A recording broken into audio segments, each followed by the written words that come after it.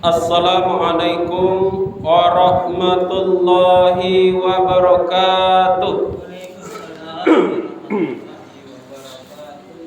Alhamdulillah, alhamdulillahi rabbil alamin.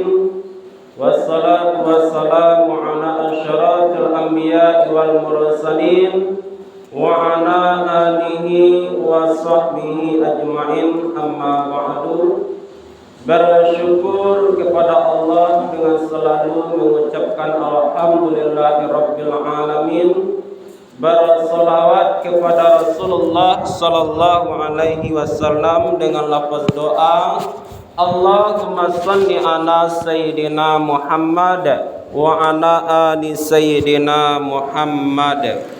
Yang saya hormati pengurus musala, kemudian bapak-bapak, ibu-ibu, semoga dimuliakan oleh Allah Subhanahu wa taala.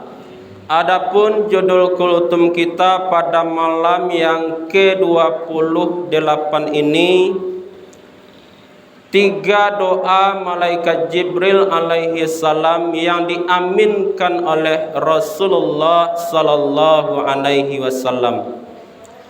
Suatu ketika Rasulullah hendak menaiki mimbarnya, tiba-tiba Rasulullah mengucapkan amin sebanyak 3 kali. Di tangga yang pertama Rasulullah mengucapkan amin, di tangga yang kedua Rasulullah mengucapkan amin, di tangga yang ketiga Rasulullah mengucapkan amin. Pada saat itu para sahabat terheran, tercengang dengan keadaan seperti itu. Ketika Rasulullah turun dari mimbarnya, para sahabat bertanya, "Ya Rasulullah, apa yang terjadi?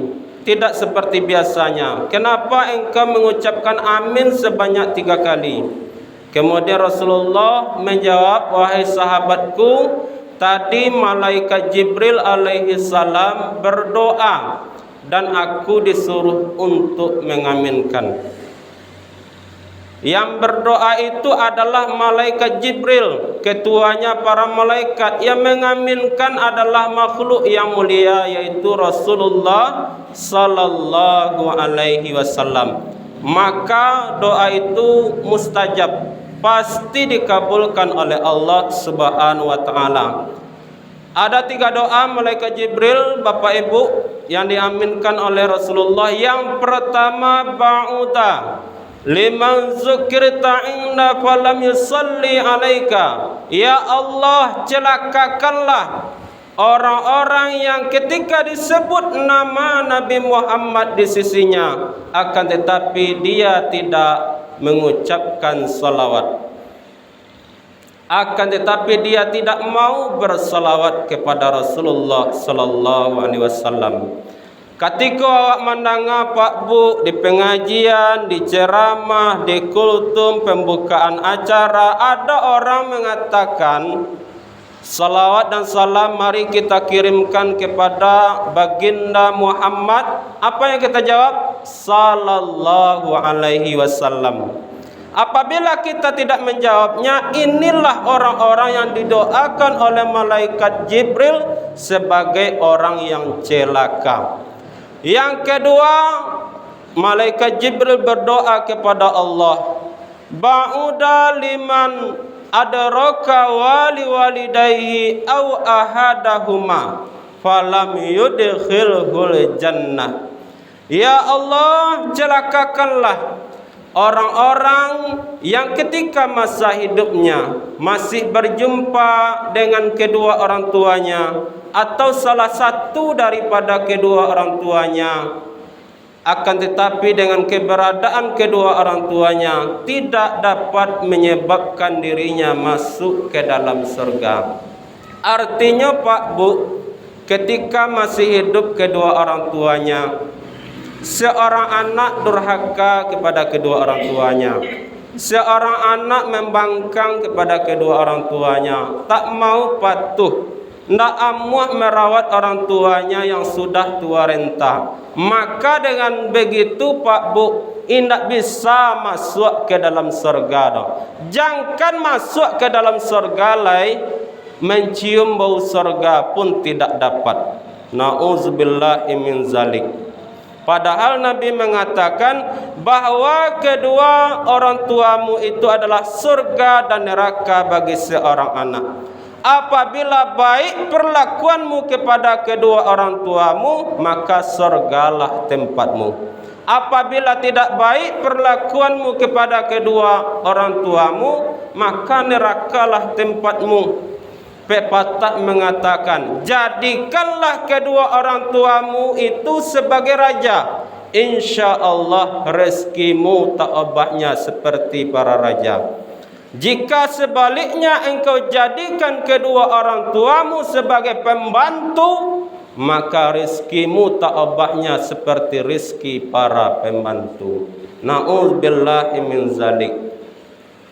Yang terakhir, Malaikat Jibril alaihi salam berdoa kepada Allah, ba'uda liman dakhala Ramadan falam yughfar lahu.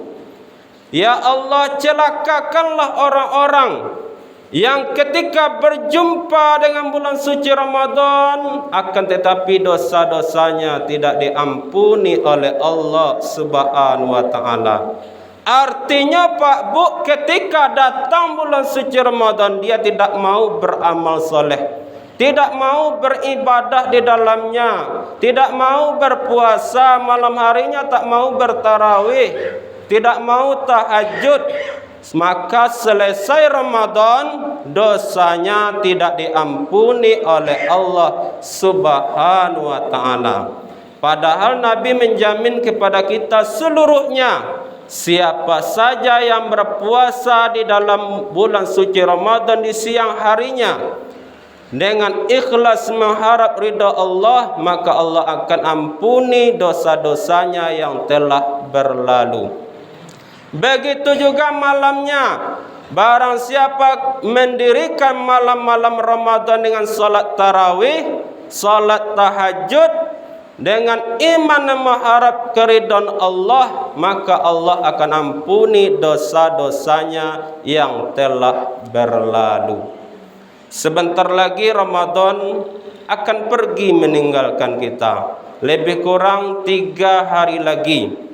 Maka pergunakanlah kesempatan 3 hari ini untuk beramal ibadah. Mudah-mudahan Pak Bu, mulai dari awal Ramadan sampai akhir nanti, dosa-dosa kita diampuni oleh Allah Subhanahu wa taala.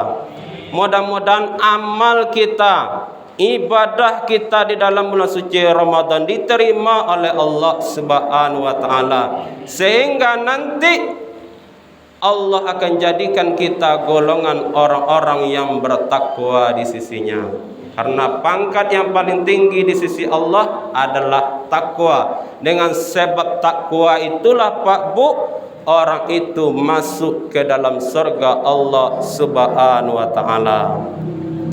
Mudah-mudahan kita tidak termasuk golongan orang-orang yang didoakan oleh Malaikat Jibril sebagai orang yang celaka. Amin ya Rabbal Alamin. Fadilah tarawih kita pada malam yang ke-28 ini, kata Nabi, Allah akan angkat derajatnya nanti 1000 kali di dalam surga. Mudah-mudahan kita termasuk golongan orang-orang yang akan diangkat Allah derajatnya di dalam surga nanti. Amin ya Rabbal Alamin. Wallahu a'lam bishawab. Assalamualaikum warahmatullahi wabarakatuh.